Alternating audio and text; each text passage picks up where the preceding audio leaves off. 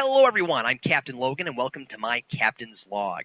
This is something I'm going to start doing periodically where I talk about all the geeky stuff that I've been watching and reading over the last several days.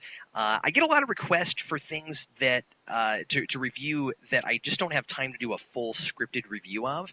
And so this will give me an opportunity to touch on things and maybe do some little mini reviews of stuff that I wouldn't otherwise get to talk about. You know, things that I wouldn't bring up in a GNN or in a podcast because it's not something that Vince and I are both into, and there's just not really a place for it. So all of that stuff will kind of go here. It'll be kind of a laundry list of the geeky stuff Captain Logan's been doing. This will give me kind of an opportunity to get my own thoughts together about stuff, and I'm liable to take some things out of this and eventually do reviews of, you know, full-blown reviews of later on. So if there's ever anything in this that I just touch on that you'd like to hear something more in depth on, feel free to give me your request and I'll do it if I have time. Vince is also going to do one of these, and I think it'll be really interesting because Vince and I have extremely different tastes on things. We have a lot of places where they converge, but Vince is into a lot of things that I'm not into, and same thing the other way around. You know, that's why Vince is doing Horror Movie Rewind, for instance, because he's really big into horror movies and I'm not, and so there just wasn't a place for Vince to get to talk about those, so that's why he's doing that. But then there's a lot of other things that both of us watch that there's really just no place for us to talk about right now.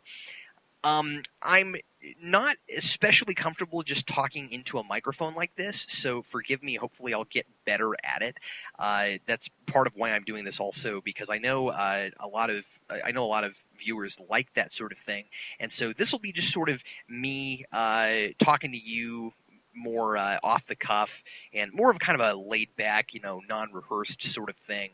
And if you don't find this interesting, you will not hurt my feelings if you don't listen to it. But I'm mostly just doing this for the folks who kind of like to know what maybe I've been looking at and my quick opinions on random stuff. So first I'm going to take a look at comics, and I read quite a few this week. The first I picked up was Action Comics number 890, and this is Lex Luthor in Action Comics. And I didn't actually get this the week that it came out because I forgot to put it on my pull list, and my comic book store was out of it. So I had to wait for the second printing of it. And I was really looking forward to this because I'm a big fan of Lex Luthor. Admittingly, I'm more actually of a fan of the Michael Rosenbaum Lex Luthor than I am really of comic book Lex Luthor. But still, Lex is such a fun, manipulative villain that for him to get his own series where he's just running off trying to get the the Black Lantern power again is really well. I guess he had an orange ring, but it came out of the whole Black Lantern thing, and I thought it was a fascinating idea. Unfortunately, I was a little bit disappointed with this. I didn't love it, and I don't know if I'm going to keep reading it. I don't know if I'll put it on my pull. The art is really fantastic. This is Paul Cornell and Pete Woods. Pete Woods being the artist, and the art is really pretty. It's really clean, really bright stuff. It looks really sterile, and I really like that for Lex Luthor. But there's just some kind of strange, somewhat hokey things that are done in this. Like toward the beginning, he's talking to Lois. And he seems to be, he's having dinner with her, and he seems to be dating her, and they seem to be sleeping together. And then, and spoiler warning for anybody who wants to read this. And by the way, when I'm talking about comics, there may be some spoilers here or there, but I'll try to warn you. It turns out that he built a Lois robot, and I was like, okay. I mean, we know that he can do this. He built a robot of himself, in the New Krypton stuff, but I don't know why, but this just wasn't exactly what I was expecting. I was kind of excited to see Lex kind of, leave LexCorp and run off and going and looking for things, and that's not really what's going on here. He gets kidnapped, and then we get some flashbacks, and then at the end, the ending is really kind of silly to me. Anyway, so I don't know if I'm going to keep reading this or not. The next thing I picked up was Green Arrow number 2, and Green Arrow continues to be a really fun series. Green Arrow is here with Green Lantern, and they're basically, Green Lantern is trying to figure out Green Arrow's lifestyle and why he's chosen to live in the forest now. And they have some really great dialogue. I really like the fact that Green Lantern isn't just completely refusing to talk to Green Arrow after all of the terrible things that he's done. And it is kind of one big fight scene throughout it, but it's a good fight scene. Anyway, I'm sure that more story will develop. I'm sure the plot will thicken after this, but this continues to be a good series, and I'm really liking it. Gotham City Sirens 14. I am thinking about dropping this book. It's not that it's bad or anything, but when I started picking this up 4 or 5 months ago now, Paul Dini was on the book, and now it's other people, and it's not that it's bad or anything, but it's just not especially interesting to me. Tony Bernard is a good writer, but I guess I'm just not getting really into this plot. And they keep doing these like 2, 3 issue story arcs, and I really like that. I like that it's not one big giant arc like a lot of books are doing, just because it's kind of fun to get kind of some short stories and some books.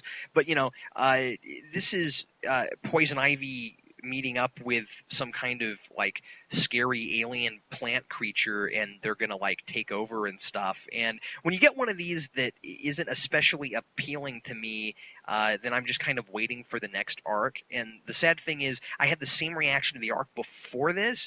I don't know, the first book I picked up with this was them and the Riddler, and there hasn't been anything nearly as cool as that Riddler story since then. So it's still a fun book, but I don't know if I'm liking it enough to keep reading it. So anyway, then I've got Return of Bruce Wayne 4 of 6. This went exactly where I expected it to. We saw at the end of last issue after Pirate Batman that we were going to get Cowboy Batman, and of course, and once again, spoiler warning. I started reading the beginning of this, and we've got cowboys, and everybody thinks that Bruce Wayne is some kind of a scary creature of the night, of course, like he's some kind of phantom or something. And like 3 panels before we got to Jonah Hex, it hit me. I was like, it would be a missed opportunity if Jonah Hex was not in this. And then there he is. It's Jonah Hex. I mean, like, maybe it's sort of a cliche that every time we go to this period of time, Jonah Hex has to be there.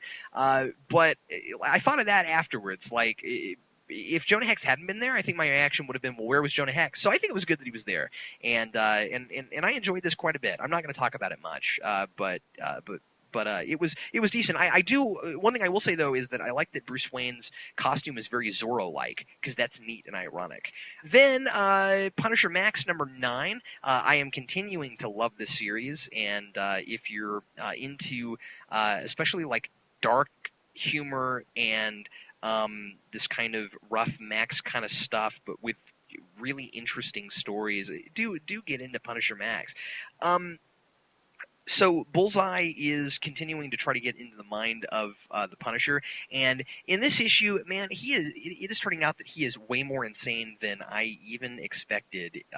Some of the stuff he does in this is crazy, and he's got this point where he starts talking about what might be his past a little bit, but you can't really be sure. And I mean, he seems to be so cold that like when he kills people, it doesn't bother him at all. But then he's got this section where he's talking to Vanessa Fisk, and he's trying to get Vanessa Fisk to get away from the Kingpin, and he's talking as if something terribly tragic has happened to him at some point that he actually does feel something about, but then you're not really sure. But anyway, Punisher Max, it keeps being fantastic. I'm loving this Bullseye stuff. I'm still wondering where they're going to go when they're done with Bullseye.